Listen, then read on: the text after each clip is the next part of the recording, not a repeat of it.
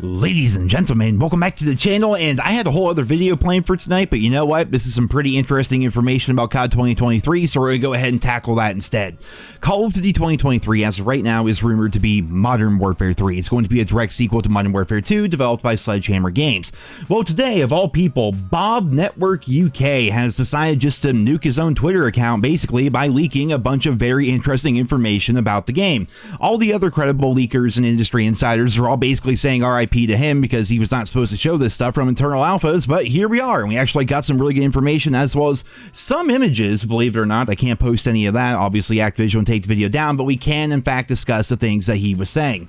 So, Ninja could be returning in the form of a boots option. Also, the gear slot might be messed up and is supposed to be helmet. Before that, he wrote vest, boots, glove, and gear, and it's all part of the internal alpha. It sounds like Sledgehammer Games is going to essentially be reinventing the wheel yet again when it comes to the perk system, except it's going to be a gear system instead. So what we're going to have are the normal perks, right? We're not going to be going back to divisions or anything like that like we had in COD World War II. Apparently it's normal traditional perk system, but then there's also going to be a gear slot, and the gear slot reportedly is going to be pretty powerful, kind of like field upgrades to an extent, but maybe they are going to be something that's a bit more permanent. Some examples he gave: vest, only one known effect, the other ones are unknown. The gunner vest is going to give you 2 primaries with max ammo at spawn at the cost of having no lethals and no tacticals. So kind of like overkill along with bandolier from like COD 4 and World at War, where you have max ammo at spawn, but you get no lethal grenades, no tactical grenades, or anything like that. And then the other vests that they have here are going to be the overkill vest, the grenadier vest, infantry, scout, as well as tactical. And perhaps tactical is going to be the dead silence or the ninja vest. I'm really not entirely sure, but it does sound like there's going to be normal perks in the game, then on top of that, a very powerful gear option.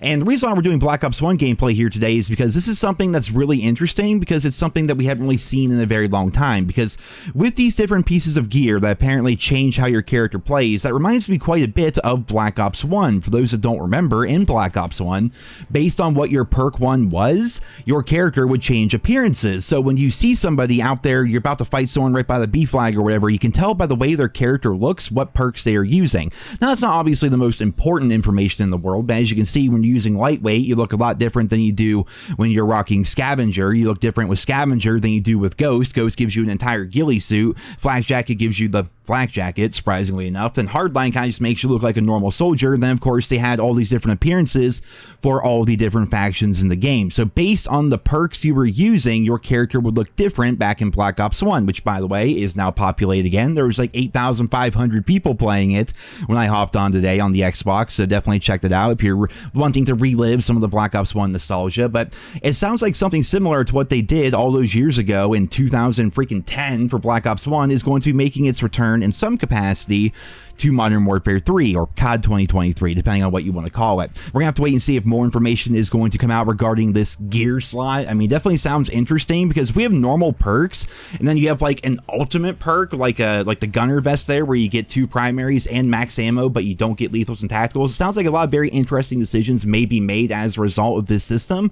So that's pretty cool. Another leak that we got from Bob today, and it just says rumor, so again, take everything when it comes to pre-alphas and like stuff like that you're hearing on the internet before the game comes out, take all of it with a grain of salt. It's all very much subject to change. But he says rumor classic minimap could be returning in some form in Modern Warfare 3. So I like the fact that he said in some form. I'm like, it's either going to be there or it's not. I mean, the classic minimap is the classic minimap, so it's either going to be the classic minimap or it's not going to be the classic minimap. There's no some form of the classic minimap. How many times can I say classic minimap in one video? I guess we're going to have to wait and see. I mean, again, it's either classic or it's not, but if it's going to be better than what we have in games like Modern Warfare 2 or even going back to Modern Warfare 2019, even Black Ops 4 to an extent, because Black Ops 4, you would show up on the map, but you had the fog of war system, which eventually we got used to. Like, I don't know why they keep trying to reinvent the wheel when it comes to something as basic as a mini-map. That should be a unified standard in every COD.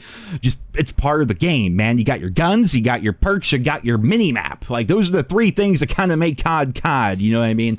But yeah, apparently the classic mini-map may be returning in some form. And then his final leak for the day, before he presumes that his account is going to be completely nuked, as he's also over there in the UK, so it's already well early in the morning for him, Rumor, war mode from World War II could return in Modern Warfare 3. Last one for tonight. I'm tired as hell. So keep in mind, this game is going to be made by Sledgehammer Games, the same people who made the war game mode back in Call of Duty World War II, a game mode that a lot of people really enjoyed, a game mode that was completely innovative and was unlike anything we've ever seen in the COD franchise before.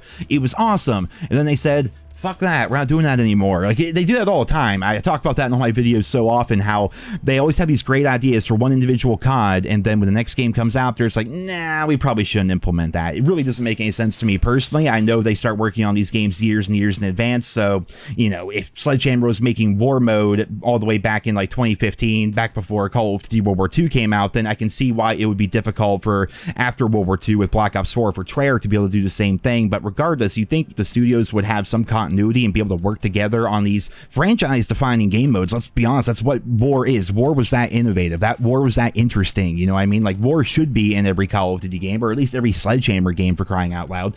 And the fact that it could potentially return within this year's game is definitely a very interesting premise. But as always, when it comes to leaks and rumors, when it comes to this kind of stuff, you guys know, take everything with a grain of salt. Nothing is official until we officially see it from Activision. Then there's a possibility that it may never actually see the light of day, because I've covered lots of different COD 4 pre-alphas and stuff like that here in the channel, even like Black Ops 1 pre-alphas, right? There's a lot of cut content that happens that they put all this dev time into, and then for one reason or another, it's left on the cutting room floor. In fact, it's a great website if you guys want to check it out. I'm not sponsored or anything, but the cutting room floor, and then type in like whatever COD you want, you can find all sorts of cut content about all these different features and all these different maps and game modes and guns that were initially going to be released as part of the game, but then were cut for one reason or another. Like, for example, Favela and Invasion, two maps from the original Modern Warfare 2. They were originally designed for COD 4. They were going to be in COD 4. You can find the images for that on that website. There's lots of cool stuff out there. So lots of things happen. Developers are always trying out different things. And who knows, this gear slot thing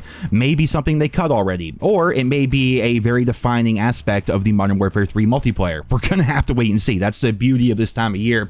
There's nothing but potential, you know what I mean? Until we can actually see the game and play the game, it's all potential. It's all positives, you know what I mean? And this does sound interesting. The minimap returning, war mode returning, and then a traditional creative class along with the new feature of the gear slot. That sounds pretty cool, and we're going to have to wait and see how things are going to play out. This sounds kind of like the gear slot, that sounds kind of like a field upgrade, but better, because field upgrades, you can only use them like every now and then, whereas it seems like this piece of gear that you have is actually going to be around all the time. That sounds interesting. So again, we're gonna have to wait and see how things are going to play out, and as always, I will keep you guys posted as we learn more and as this story develops. But for right now, that's it for this video here tonight. I hope you enjoyed the video. Leave your thoughts and feedback down there in the comments. Thank you so much for listening, and I hope you guys all have a wonderful day.